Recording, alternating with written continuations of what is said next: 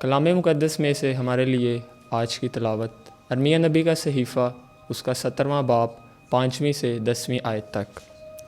خداوند یوں فرماتا ہے، ملعون ہے وہ آدمی جو انسان پر بھروسہ رکھتا ہے اور بشر کو اپنا بازو بناتا ہے، اور جس کا دل خداوند سے پھر جاتا ہے وہ بیابان کے رتما کی مانند ہوگا، جو نیکی کی آمد محسوس نہیں کرتا بلکہ صحرا کی خشک جگہوں میں اور شورِ زار اور غیر آباد زمین میں رہتا ہے۔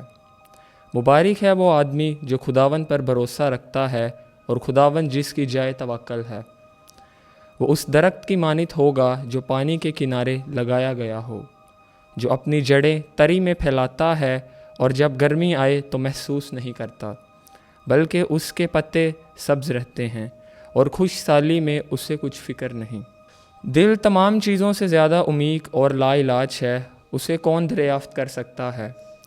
میں خداوند دل کو جانچتا اور گردوں کو آزماتا ہوں، اور ہر ایک انسان کو بمطابق اس کی راہوں اور کاموں کے پھل کے بدلہ دیتا ہوں۔